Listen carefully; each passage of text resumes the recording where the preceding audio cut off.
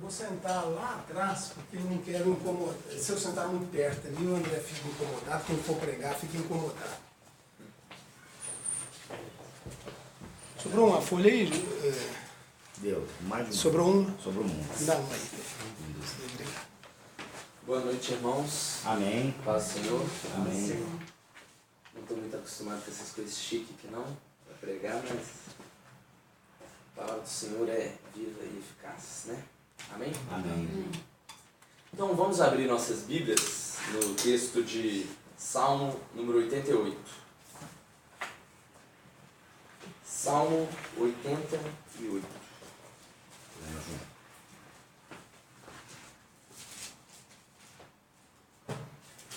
Nós vamos ler o capítulo inteiro de Salmo número 88. Eu vou lê-lo todo e os irmãos acompanham. Ó Senhor, Deus da minha salvação, de noite clamo diante de Ti. Chegue à Tua presença a minha oração. Inclina os ouvidos ao meu clamor. Pois a minha alma está farta de males, e a minha vida já se beira da morte. Sou contado com os que baixam a cova. Sou como um homem sem força, atirado entre os mortos, como os feridos de morte que jazem na sepultura, dos quais já não te lembras. São desamparados de tuas mãos. Puseste-me na mais profunda cova, nos lugares tenebrosos, nos abismos. Sobre mim pesa a tua ira. Tu me abates com todas as tuas ondas. Apartaste de mim os meus conhecidos e me fizeste objeto de abominação para com eles. Estou preso e não vejo como sair. Os meus olhos desfalecem de aflição. Dia após dia venho clamando a Ti, Senhor, e a Ti levanto as minhas mãos.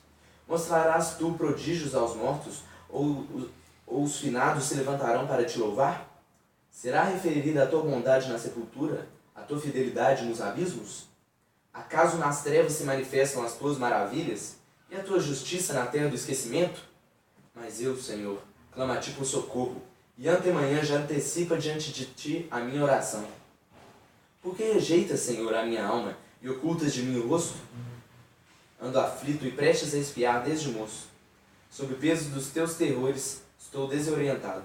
Por sobre mim passaram as Tuas iras, os Teus terrores deram cabo de mim. Eles me rodeiam como água, de contínuo. Há um tempo me circundam. Para longe de mim afastaste amigo e companheiro. Os meus conhecidos são trevas. Daniel, você pode orar pra gente?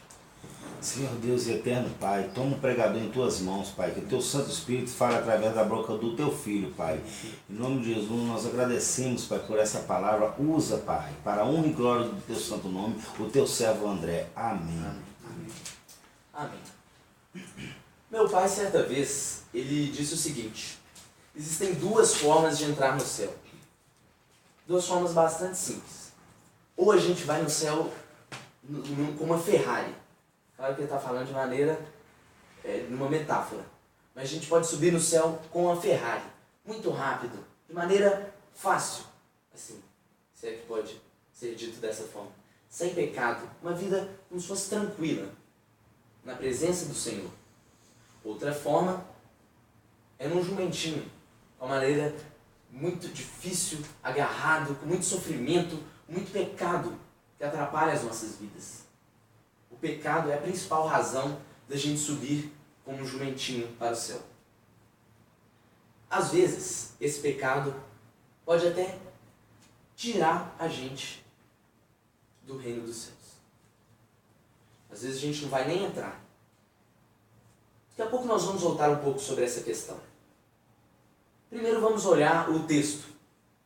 Texto, Salmo 88, ele, na parte antes de começar o texto, essa parte que não é canônica, não faz parte do autor, não foi o autor que escreveu isso, mas está escrito assim: Cântico, Salmo dos filhos de Corá ao mestre de canto, para ser cantado com cítara. Salmo didático de Emã, Ezraíta. Esse Emã, Ezraíta, é um dos filhos de Corá. Aquele famoso que tem um monte de filhos, ou alguns filhos, que escreveram alguns salmos da Bíblia. É até engraçado porque ninguém nenhum dos filhos de Corá é conhecido pelo nome. Só Emã, e tem mais um que eu esqueci o nome dele, na verdade. Mas eles são todos conhecidos como filhos de Corá. É como se fosse assim, o André é filho do Nelson, filho do Nelson, filho do Nelson. Acabou pegando, e aí até Deus esqueceu o nome dele. E esse também, Emã, é um dos filhos de Corá. E por que está escrito que é um salmo didático? Porque a função dele, guardadas as devidas proporções, é como de um livro de matemática, um livro de história, de física. Ele tem a função de ensinar alguma coisa.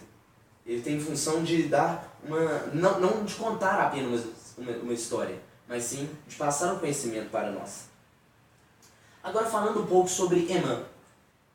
Esse salmo, a Bíblia de Genebra coloca ele como um salmo, eu esqueci a palavra, acho que é macabro, talvez a mais sombria de todas as lamentações do Saltério. Os Saltérios são os 150 hinos que compõem o livro de Salmos. É o Saltério mais, como é que ele fala? Esqueci de novo. Mais sombrio o salmo. Se a gente olhar ele por alto assim, a gente não consegue ver quase que nenhuma palavra de esperança. Mas a gente sabe, pelo início dele aqui, que o Senhor Deus, é o Senhor da salvação dele. Então ele tem esperança dele firmada em Deus.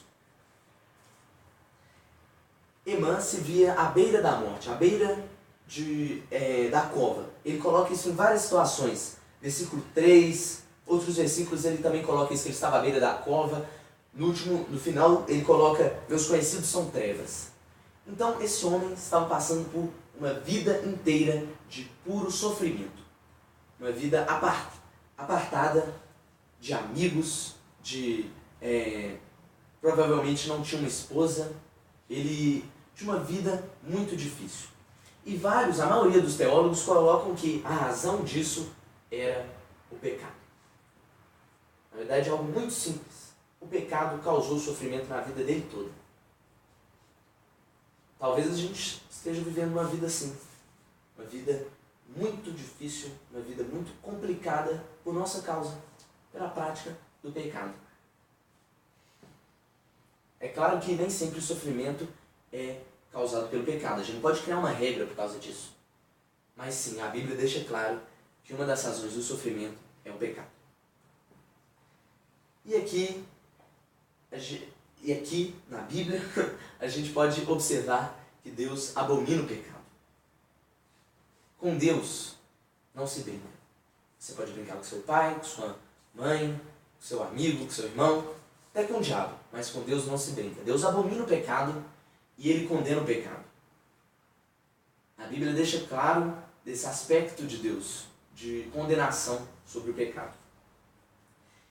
Então, nós vamos estudar um pouco mais sobre isso. Vamos aprender agora, voltando àquela história do jumentinho, quais são as consequências do pecado. Então hoje nós vamos estudar bastante sobre quais são as consequências do pecado. Primeiramente, mais óbvia, é o sofrimento. O sofrimento está aqui no Salmo todo. O Salmo todo deixa claro que o pecado leva ao sofrimento. Talvez você já sentiu isso e sente ainda hoje. O sofrimento causado pelo pecado.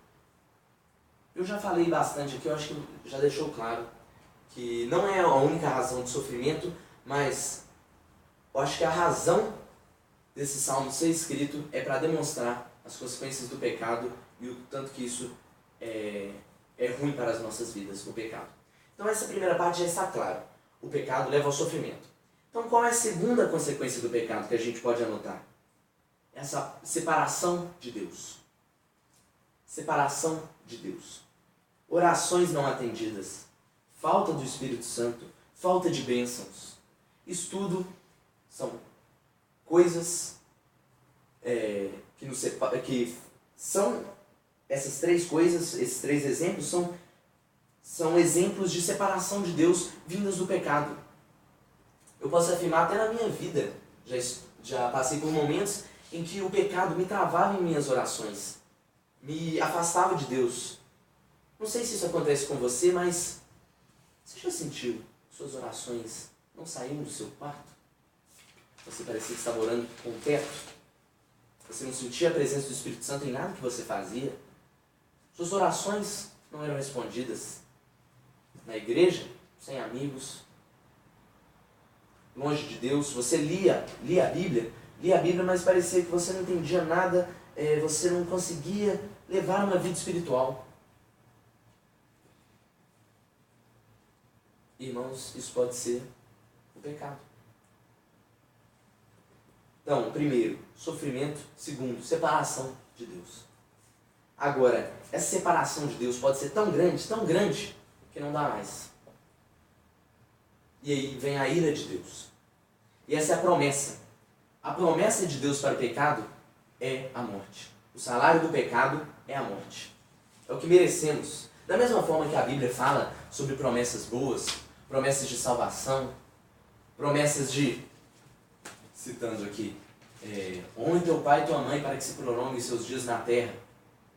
Ou, dê o dízimo, esse aqui eu não sei bem qual o versículo, mas nós que conhecemos a palavra de Deus sabemos que uma das promessas de Deus é com o dízimo, que ele acarretará também bênçãos para a nossa vida. É claro que eu não vou entrar no mérito disso ser certeza, de ser uma regra ou não, mas a Bíblia fala sobre essa bênção também. Da mesma forma, existem promessas de Deus de maneira ruim, se é que pode dizer para a gente. E o pecado, para o pecado, a promessa de Deus é condenação, ira e morte eterna. Então, nós podemos observar essas três consequências para o pecado: sofrimento, separação de Deus e a ira de Deus completa. Agora, para concluir, irmãos, eu gostaria de dizer o seguinte: minha intenção nesse sermão não é deixar vocês apenas conscientes de que o pecado traz consequências. Eu acho que isso aí já deve estar bem implantado na cabeça de vocês. Na verdade, a intenção desse sermão é trazer uma palavra de esperança.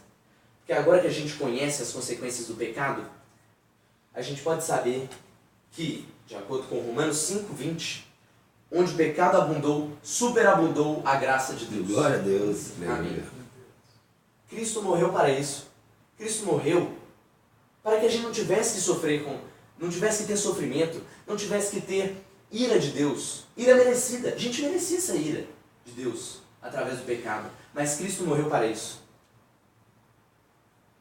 Todos nós merecemos essas três consequências, mas superabundou a graça de Deus para que elas fossem esquecidas, apagadas. Agora a gente pode pensar, por que esse salmo está na Bíblia? Um salmo que só fala de morte, um salmo que só fala de alguém que vai morrer, parece que ele já morreu, a gente não entende, parece que é um morto-vivo falando, um cara que não tem amigos, só sofre. Para que esse salmo está na Bíblia? Porque a gente pode ter certeza que Emã foi para o céu. E eu acho que esse sermão, a gente pode pensar, esse aí é meu pensamento. A função desse sermão é alertar a gente, igreja. Vocês podem chegar ao céu de duas formas. Vocês querem ir para o céu na Ferrari, levando uma vida simples, não necessariamente sem sofrimento, porque a vida com Cristo acarreta em sofrimento, mas é sempre para o nosso bem. Mas mesmo assim, sem pecado, uma vida mais fácil. Ou vocês querem subir para os céus num jumentinho que nem foi Emã. Acho que Emã foi pior que um jumentinho. Acho que o jumentinho nem quis levar ele foi sozinho. Tadinho. Então esse salmo está nos alertando para fugirmos do pecado. Então, irmãos, como fazer para fugir desse pecado que tenazmente nos assedia, como disse Paulo? A tão chamada santificação não vem só pela força do nosso braço. Não vem de forma alguma. Mas graças a Deus que Ele não trouxe, entre aspas, só Jesus vazio. Com Ele veio também o poder do Espírito Santo para nossas vidas. Glória a Deus. E é uma ação que às vezes a gente não entende, porque da mesma forma que não é só a gente que está tentando fugir do pecado, que está lutando, e tem a ajuda do Espírito Santo, como também não é só o Espírito Santo que vai agir. Deus não deixou a gente engessado, só o Espírito Santo agindo. A gente ora pedindo a Deus para fugir daquele pecado tão difícil, para parar de mentir, e chega na hora o Espírito Santo age. Não, é uma ação conjunta. A gente pode dizer que é a oração e ação. Essa vida na presença de Deus, com a ajuda do Espírito Santo. E a gente não vai trabalhar sozinho. Vai ter momentos que a gente vai ter que se fixar e se posicionar contra o pecado, fugindo do mundo, fugindo das tentações da carne e resistindo contra o diabo. Olha, irmãos, no início vai parecer muito difícil andar essa vida com Cristo. Vai parecer muito difícil a gente conseguir caminhar, a gente vai parar muito. Porque, assim, a gente está na rotina de pecar. Pecar é nossa rotina, é nossa vida. Nós somos assim por causa de Adão, lá atrás. E a gente está acostumado, cada um com um pecado diferente e tal, mas nossa natureza é, sei lá, mentir. Nossa natureza é faltar como é que fala? Sonegar imposto. Nossa natureza é assassinato, não sei. Na hora que a gente se converte ao Senhor e tenta viver essa vida santa, é difícil. Vai parecer que é algo que não está natural pra gente. Vai parecer assim que esse não sou eu. Tá muito difícil. A gente vai ficar truncado assim, caindo às vezes e ficando desanimado. Mas não desanimem, irmãos. Não desanimem. Porque essa vida vai acabar tornando natural pra gente. Esse trabalho de união do Espírito Santo com a nossa responsabilidade, essa nossa ação de fugir do pecado, vai acabar se soltando e tornando natural pra gente essa vida. Então eu queria encorajar os irmãos a isso. E ler alguns textos. Vou pedir para que os irmãos abram Efésios 5:18.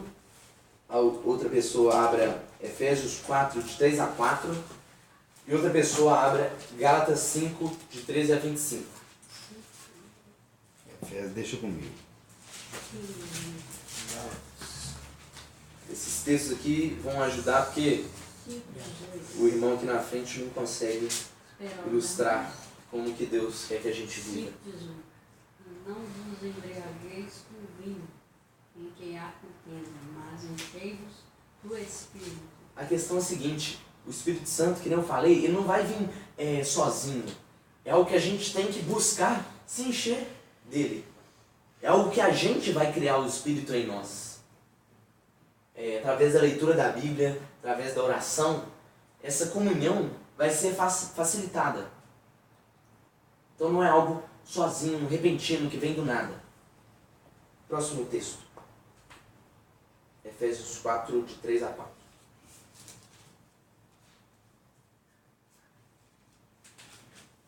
Façam todo esforço para conservar a unidade do Espírito pelo vínculo da paz. Há um só corpo e um só Espírito, assim como a esperança para a qual vocês foram chamados é uma só.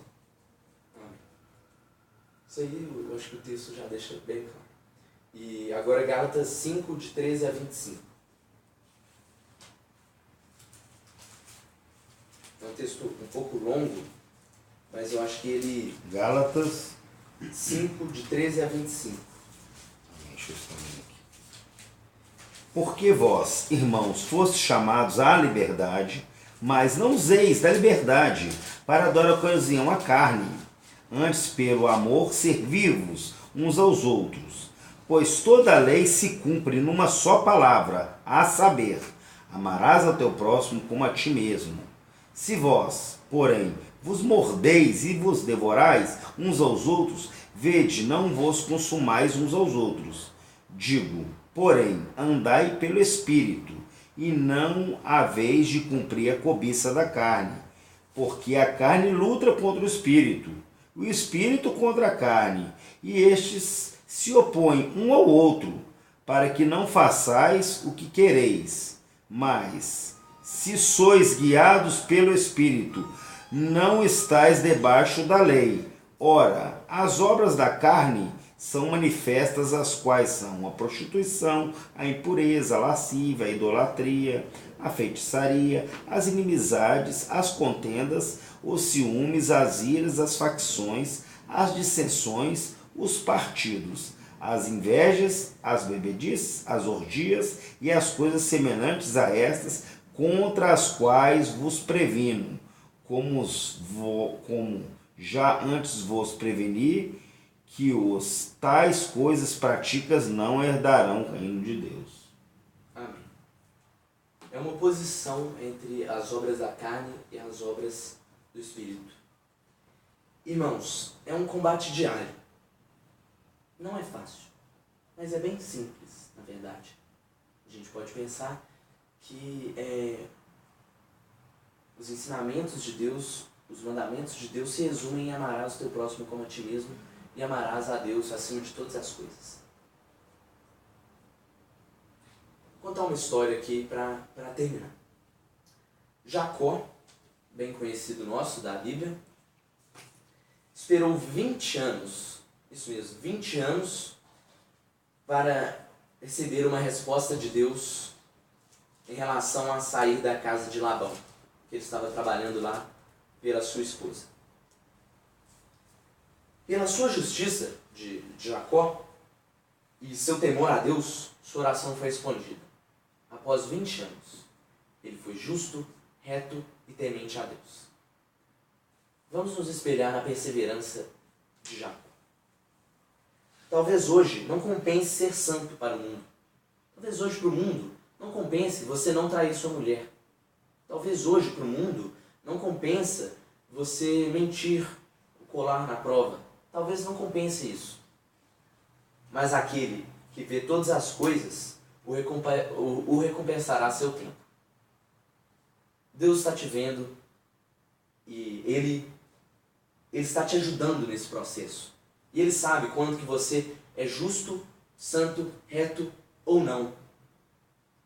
Sozinho em casa, sozinho no escritório, no trabalho. Então, irmãos, vamos ter perseverança. Fugir do pecado. Porque o pecado só traz sofrimento, separação de Deus e ira de Deus. Amém. Vamos orar? Senhor Deus, muito obrigado por essa oportunidade de ouvirmos a Tua palavra. Eu te peço que o Senhor possa colocar nos corações sobre o perigo do pecado e as consequências dele para nós, e que possamos viver em santidade de ação, de vida, e que o Senhor possa nos renovar a cada dia com a Tua palavra e com todos os atributos e os meios de graça que o Senhor nos deu para adorar ao Senhor. Em nome de Jesus, amém. Amém. Deus aplaudiu o Senhor, né, gente?